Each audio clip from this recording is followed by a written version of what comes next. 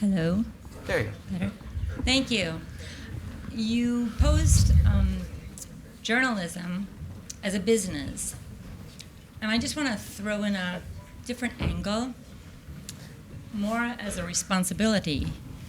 And my question is that, and I think perhaps many in this room might feel the same, it is extremely challenging to read all of the news that we do and never find a place that provides us with objectivity and neutrality.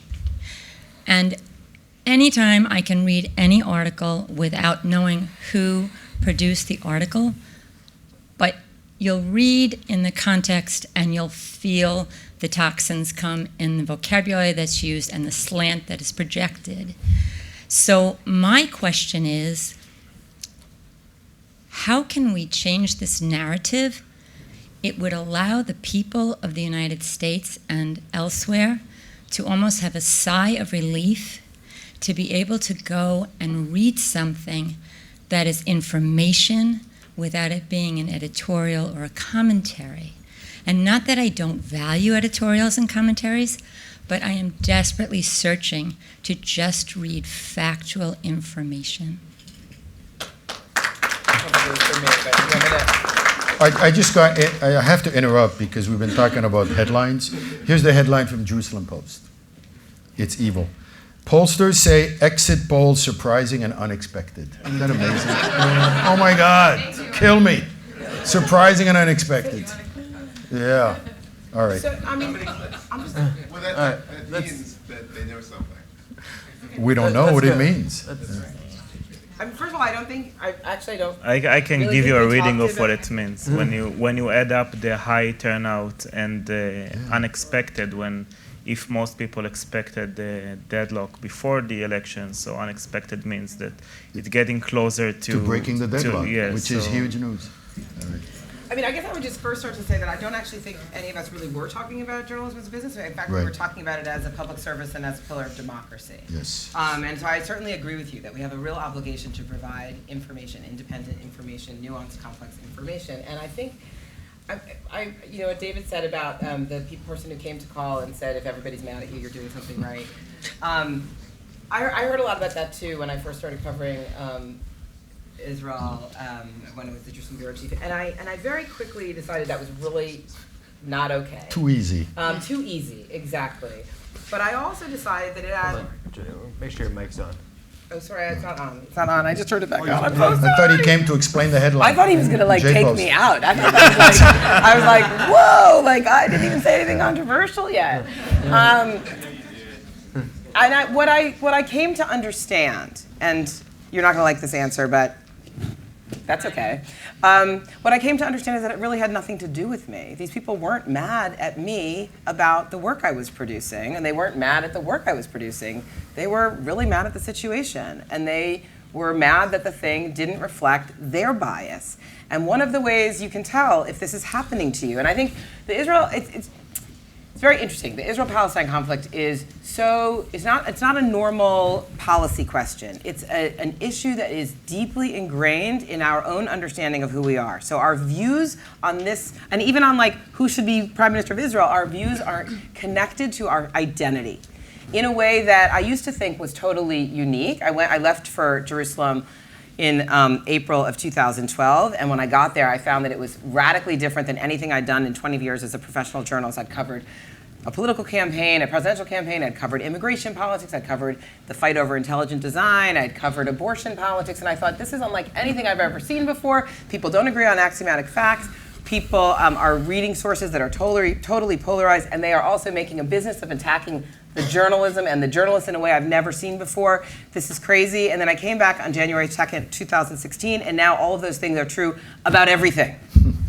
So, and it's scary, but by the way, the Jews and the Israel issue haven't gotten any better about it. It's only, we're only worse. But this is what I used to say to people, and it doesn't really apply anywhere. I used to say, like, so you have all these concerns about what you're reading in the New York Times or the Forward or the Jewish-Journal about Israel. How do you feel about what you read in those places? It applies more to the secular media that are about things that you are not passionate about, that you are not a member of an organization that is a lobby group about, that you are not spending your hard-earned money donating to philanthropy to help, that you're not visiting on your vacations? How do you feel about the coverage of Brexit? How do you feel about the coverage of Alabama politics, whatever? And mostly they would say, like, those stories seem pretty interesting and fair. And it's like, well, maybe this isn't about the stories. Maybe this is about your lens. Okay. Oh, we're up to the next one. Hi, Yeah. thank you, Yeah. thank you. I first want to say Your thank you speech. to all of you for giving me something to put in my family WhatsApp group, which is very Who'd you useful. like the most? Because I got nothing else to talk about.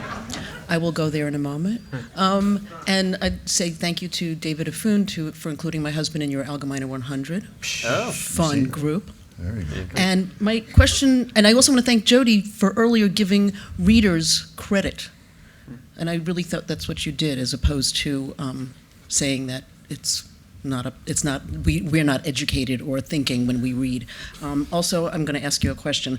I'm concerned about our small community getting even more fragmented by ideology. Do you see a role for media here? Are you addressing it in any way? And how do we make sure we hear each other and stay engaged? I mean, yes. I feel like, one of the key reasons that I left the comfort and security of the New York Times to try to, work at the Forward and try to help make it bigger and better and more relevant to this moment is because I think there's a crisis in our discourse, and that we increasingly are more and more polarized, and that we need to have two big things that the Forward is sort of perfectly positioned to create.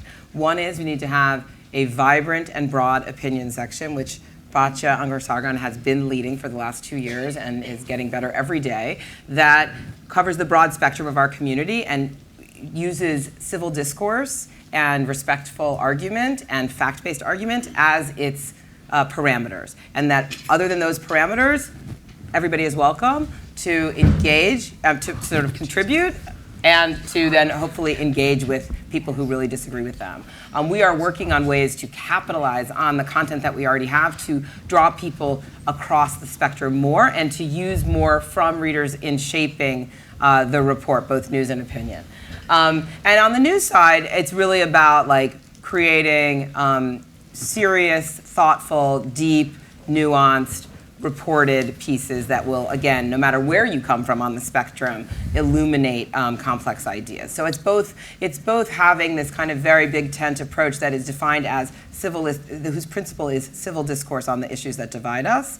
We published last week, we had a dialogue between two of our contributors around Bernie Sanders, Good for the Jews, and it was literally a back and forth between them. They had a conversation. We're going to be doing more and more things like that. A few weeks ago, after the Trump peace plan was released, we published 4 opinion pieces within a few hours, and then we sort of packaged them together and released them as here's 4 different views of things. So we're trying to do things that are more purposefully pointing readers across, because it is also true that the great democratization of publishing has also been the great disaggregation of publishing. So no longer do every article is generally consumed on its own. People often don't even know what the source of the article is because they've seen it on social media or through search. So we're trying to, in addition to producing this nice range, to connect people and help them navigate through it. I just want to add to that,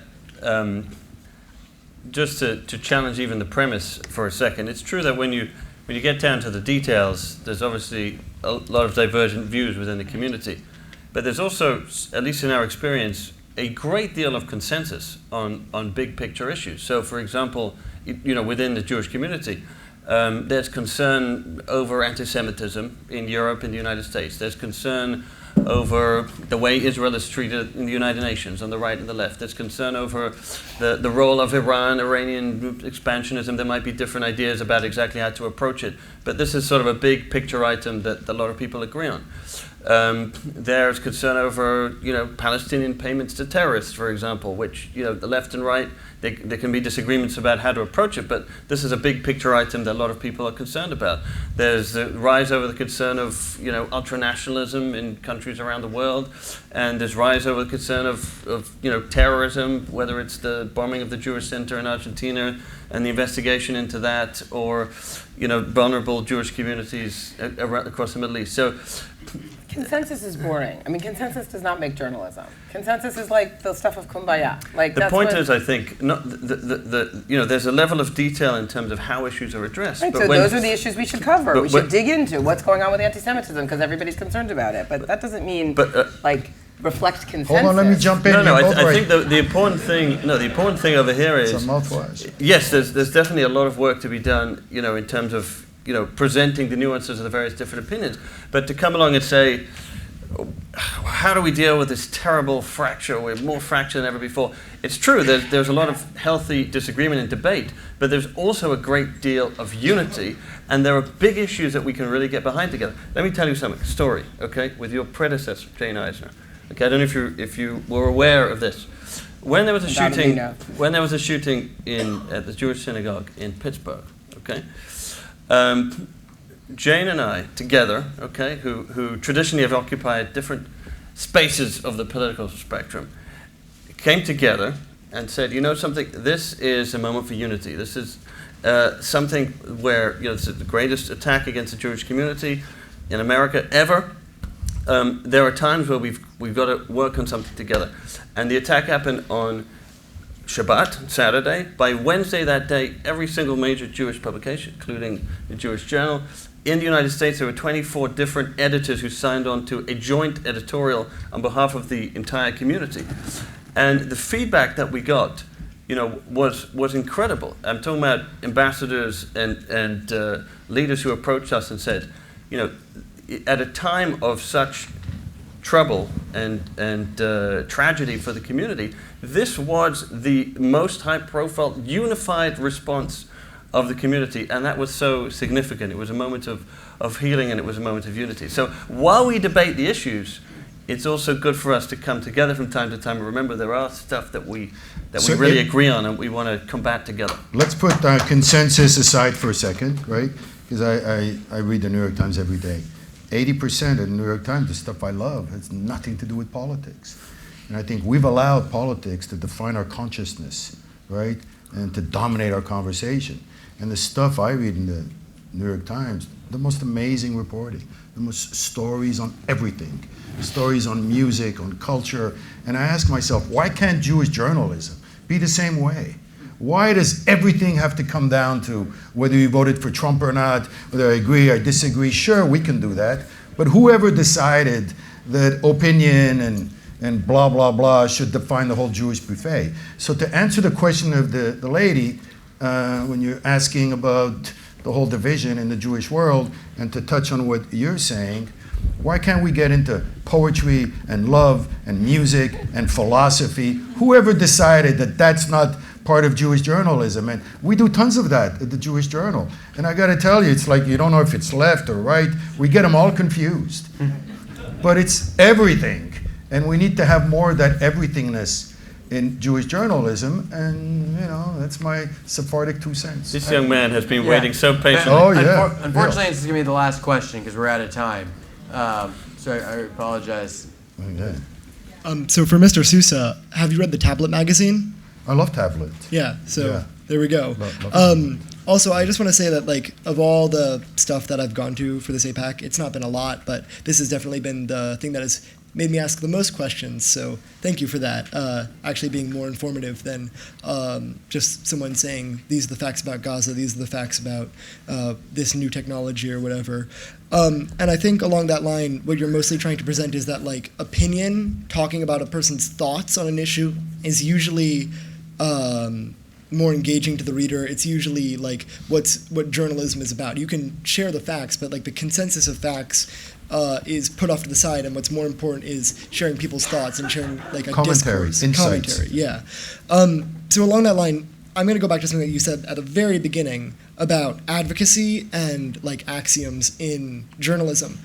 Would you say that advocacy is inherently biased from your perspective of how you would write it, how you would write about it in any journalistic piece that you're doing for another sort of publication? Is talking about advocacy, is being an advocate, a biased perspective, or can you actually include that as part of your representation, just as those thoughts as part of modern journalism?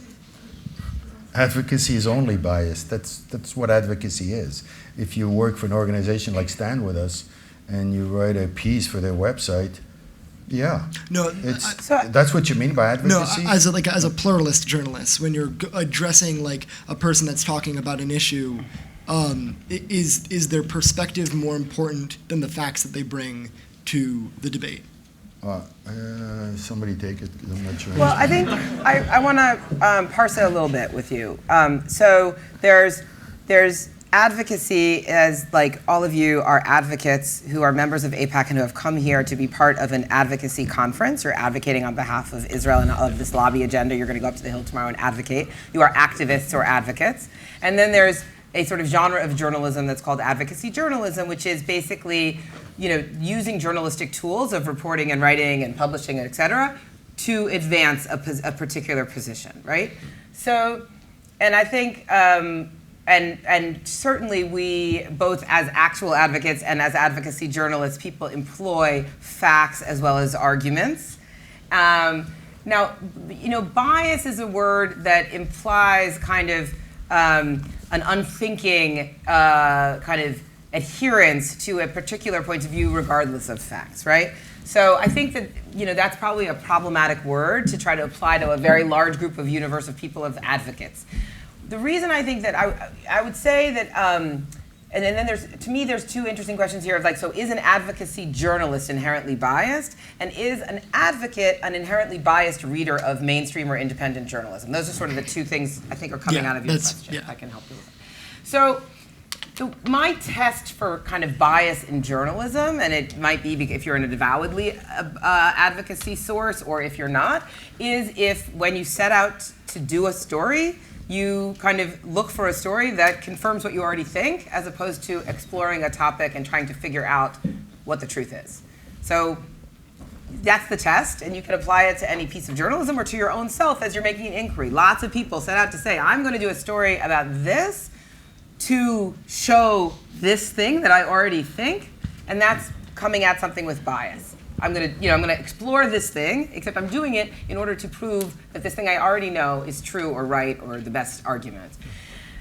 That is similar to the question of how about a reader comes to something and reads something. Do they bring bias to it, right? If they're, basically like, if this reflects the thing I already think, then I like it.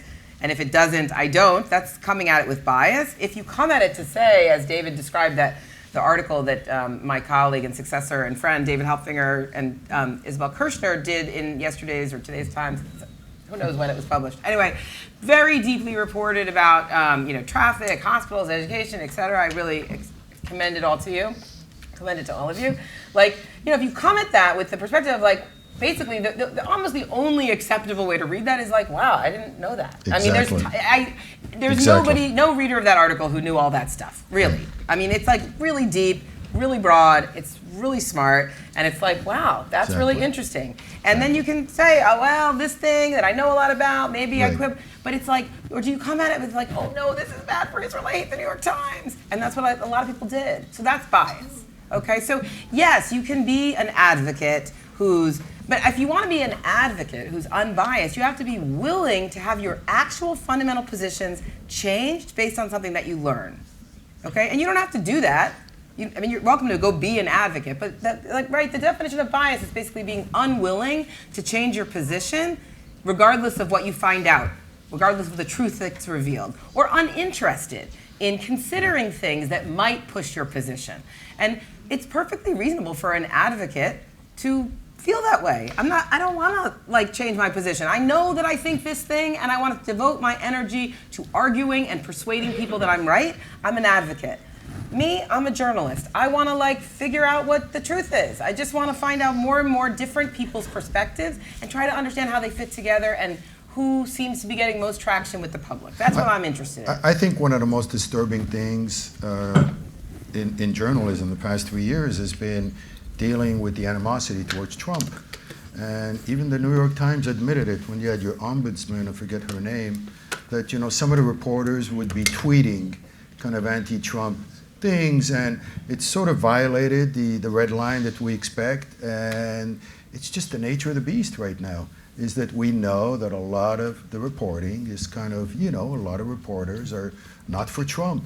And sometimes you can read it in the reporting, and I'm sure that they try not to show it. I mean, I the most really important do. thing is, like, when you're interviewing a Trump supporter, are you, like, taking them at face Seriously. value and really trying to understand Exactly. why and how they think what they think? Are you Correct. treating them with respect? Correct. That's the test. If you're not, then you're biased. All right, with Okay. that, All right. Thank Wow. you, everyone. Well, thank you to the Great. four of Oh you. my God, we Can got I one take more. a point Hold of on. personal privilege? No, You I'm talked about sorry. journalism as a business, right? Oh, no, we didn't. What about the business of paying journalists? In this room, there are a number of journalists who are here on a Okay, you non-paid can ask us. basis. Okay, we're done. What's the future of Thank- journalism and Thank you paying all. Enjoy the journalists? rest of the conference. All right, good stuff. Thanks so Well much. done. With the meeting? Love it.